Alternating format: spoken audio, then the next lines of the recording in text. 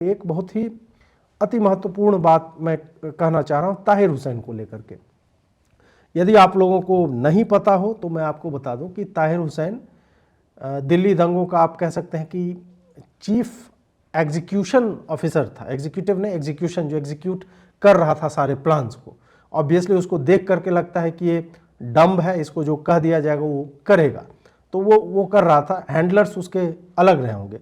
अब क्या है कि 5 वर्षों से, चूंकि दंगे में डायरेक्ट इन्वॉल्वमेंट थी, उसी की बिल्डिंग थी जिसके विजुअल्स हैं, जहाँ से पेट्रोल बम फेंके जा रहे हैं, टाइल्स फेंकी जा रही है, तमाम तरह की चीज़ें की जा रही हैं, तो उसका कंप्लिसिट होना या उसका पूरी तरह से, मतलब केवल योजनाकार के रूप में नहीं बल्कि योजना को अमली जामा पहनाना, धरातलीकरण करना, उसमें उसका जो है बहुत अधिक हाथ रहा। तो ऑब्वियस सी बात है कि यूएपीए लगा है, उसको बेल वेल मिल नहीं रही। 2 जजेज की बेंच बैठी थी, उसमें एक का नाम हिंदुओं वाला था और एक का नाम क्या तो नाम था, अमानुल्लाह, कोई उद्दीन अमानुल्लाह ऐसे करके उसका नाम था जज साहब का।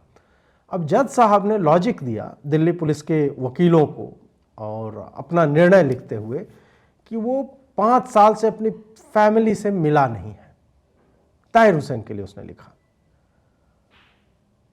इस पर आप सोचिए कि मैं क्यों उस जज का मजहब ना देखूं।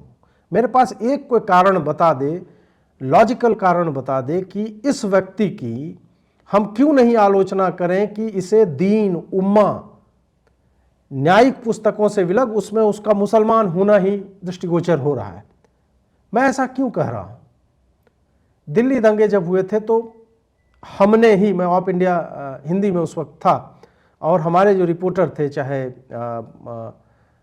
अनुपम हो, केशव हो, ये सारे लोग थे, रवि अग्रहरी थे, चंदन हो गए हमारे सहकर्मी, अजीत झा हो गए, ये सारे लोग जो थे, हमने उन दंगों को देखा था, होते हुए देखा था। हमने रिपोर्ट की थी, मिनिस्ट्री ऑफ होम अफेयर्स की अपनी रिपोर्ट है जिसमें उन्होंने ऑफ इंडिया हिंदी के रिपोर्ट्स पे रिलाय करते हुए अपना ये सारा कुछ, क्योंकि ग्राउंड रिपोर्ट्स था हमारे पास, फुटेज है, वार्तालाप है, सारा कुछ था, तो हम जानते हैं कि उसकी विभीषिका कैसी थी। 53 लाशें वहां पे गिरी थी। और जो लोग नहीं जानते हैं, ताहिर हुसैन जो है वो चुनाव लड़ रहा है, तो ये एंगल है यहाँ पे। अब उसको बेल चाहिए कैंपेन करने के लिए, और चूंकि हमारी सुप्रीम कोर्ट ने ये एक पैंडोरा बॉक्स आप कह सकते हैं कि खोल दिया है केजरीवाल को बेल दे करके, इंटरिम बेल दे करके, कि वो कैंपेन जो है वो कर सकते हैं, तो अब हमें इस तरह के, हमारी न्यायिक व्यवस्था को इस तरह से नेगोशिएट लगातार करना ही होगा। अब यहाँ पे आए और इन्होंने कह दिया कि वो मिले नहीं है परिजनों से। मेरा प्रश्न है कि क्या दिलबर नेगी, जिसके पहले हाथ काटे गए, पांव काटे गए, और उस नवयुवक को 20-21 साल का या संभवतः 18 साल का था, उसको जो है जलते हुए तंदूर में, भट्ठे में फेंक दिया गया। और उसके अभी भी दिलबर नेगी करके आप सर्च कीजिएगा, आपको मिल जाएगा, और ऑफ इंडिया लिखेगा तो आपको पूरी कहानी मिल जाएगी। या फिर कांस्टेबल रतन लाल, जिनको बुर्काधारी मुसलमान औरतों की एक सेना ने घेर लिया, खींच के ले गए और पुरुषों ने उसकी हत्या कर दी, वो अपने परिजनों से मिल पाए क्या? क्या विनोद की लाश जो फेंक दी गई थी, वो अपने परिजनों से मिल पाए? क्या अंकित शर्मा, जिसके हाथ, जो नाला से उसका रिकवर हुआ था हाथ, आईवी का अधिकारी थे, वो रस्सी जिससे खींच करके उसके शव को निकाला जा रहा था, क्या वो अपने परिजनों से मिल पाए? क्या उनकी पीड़ा, जब ताहिर हुसैन के घर में उनकी हत्या हुई थी, उसी बिल्डिंग में, जिसमें कहा जाता है पोस्टमार्टम रिपोर्ट के अनुसार कि उस व्यक्ति को लगभग 4 घंटों तक बारी बारी से 100-200 लोगों ने चाकू मारा होगा, क्या वो कभी अपने परिजनों से मिल पाए? वो लोग क्या अपने परिजनों से मिल पाए जो विवाह के आयोजन में थे और ऊपर से टाइलें फेंकी जा रही थी जिससे लग करके लोगों की मृत्यु हुई? राजधानी स्कूल, जिसके छत पर वहाँ से बोतलों को फेंकने के लिए हिंदुओं के घर पे ये पूरा सिस्टम बनाया गया था। उसके कारण जिन लोगों का घर जला, पूरी गोकुलपुरी की जो टायर मार्केट और ये थे उसमें आग लग गई, क्या वो लोग जो मरे घायल हुए वो रिकवर कर पाए? तो ये किस आधार पे हमारी जुडिशरी जो है, मैं क्यों नहीं उसमें देखूं कि वो मुसलमान है जज, इसी कारण से उसने ऐसा कहा। मतलब आपको ताहिर हुसैन को लेकर के सहानुभूति कैसे हो सकती है? ये 80 के दशक का, 70 के दशक का, 90 के दशक का ये मुरादाबाद नहीं, ये संभल नहीं है, ये अयोध्या नहीं है कि पूरा का पूरा कांड हो जाता है, दर्जनों की संख्या में लोग मारे जाते हैं और उसका रिकॉर्ड हमें आज पता चलता है कि ऐसा हुआ था, और आज हम उनसे न्यायिक प्रतिशोध भी लेने की स्थिति में नहीं है। ताहिर हुसैन के मामले में वीडियो फुटेज उपलब्ध है,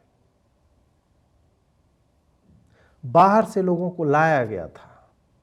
वो कौन सा एक आनंद या मोहन नर्सिंग होम था, उसके छत पे जो है पता चला बहादुरगढ़ से आया ऑटो चालक है, वो आ रहा था। वहां क्या करने गया था? वो गोलीबारी हो रही थी, जो नीचे में थे आपस में तलवार लेकर के उतरे हुए थे, छतों से लोग गोली मार रहे थे, बच्चों के स्कूल को पूरा का पूरा फूंक दिया गया। बगल में मुसलमान का स्कूल था, उसमें कुछ नहीं होता है। और ऐसे दंगों के मास्टरमाइंड को आप कह रहे हो कि वो अपनी फैमिली से नहीं, उसे कोई अधिकार नहीं है फैमिली से मिलने का। उसे सर्दियों में बर्फ की सिल्ली पे लिटाना चाहिए और वो सिल्ली उसके गर्मी से जैसे जैसे पिघले, उसके देह में कम से कम 100 कीलें धीरे धीरे करके घुसनी चाहिए, ऐसा रोज हो। उसे इस तरह की यातनाएं देनी चाहिए ताकि उसे उन सारे शवों का और उन सैकड़ों लोगों के जो आहत हुए, किसी का हाथ कट गया, किसी के माथे में एक हमने देखा था ड्रिल कर रहा था मुसलमान, ये सब भी डॉक्यूमेंटेड है। आप ऑप इंडिया में जाकर के दिल्ली 2022 टैग पे सर्च कीजिएगा। जिसने ये सब करवाया उसे जज यह कहकर छोड़ रहे हैं कि भाई ये परिवार से, परिजनों से 5 साल से नहीं मिल पाया, बीबी भेज दो, बोलो सेक्स कर लो, 2-4 बच्चे और पैदा कर लो, उम्मा की राह में, जिहाद की राह में जाएंगे। बचपन से उनको पालो, उनको बम बनाना सिखाओ, उनको तलवार चलाना सिखाओ, ये सब करो। पूरी न्यायिक व्यवस्था बैठी हुई है उनको पनाह देने के लिए। 14 साल के, 13 साल के बच्चों से ये लोग वो काम करवाते हैं, और ये जानबूझकर करवाते हैं क्योंकि मैक्सिमम 3 साल की सजा मिलनी है। पूरी न्यायिक व्यवस्था रिग्ड है। अब जब एक ये अमानुल्लाह, ये जो जस्टिस है, जब एक ऐसी घटिया पंक्ति लिखता है अपने निर्णय में या अपने लॉजिक में, तब हम उन दर्जनों ऐसे नाम वाले न्यायाधीशों पर अकारण ही संदेह करने लगते हैं कि ये भी तो मुसलमान है, ये भी इसी तरह से देता होगा।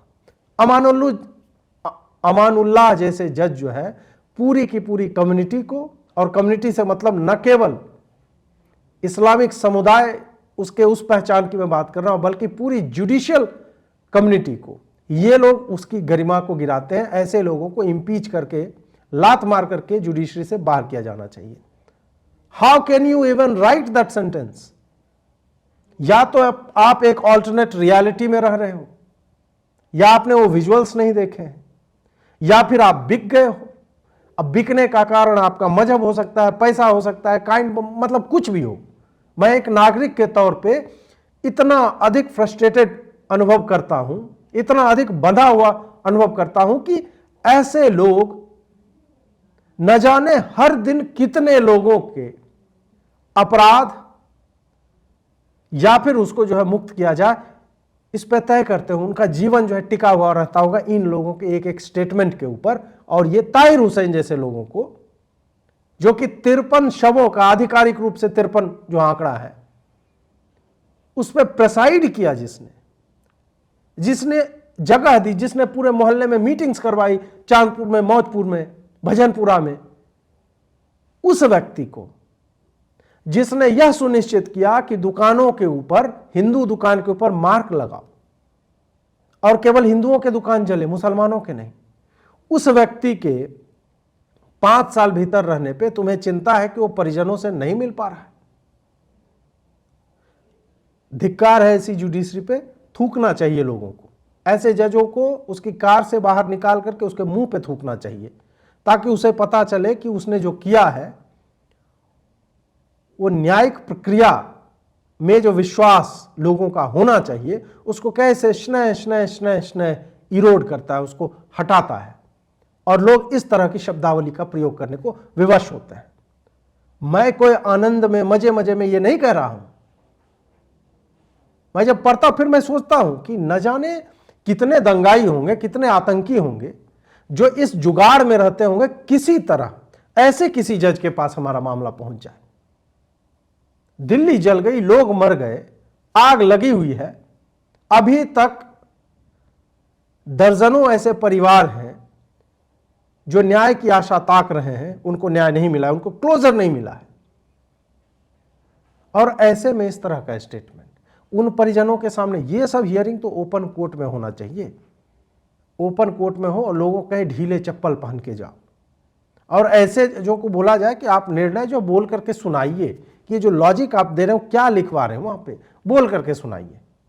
और फिर सामने से देखिए कि आप जो है चप्पल की दुकान खोलने योग्य हो जाते हैं कि नहीं।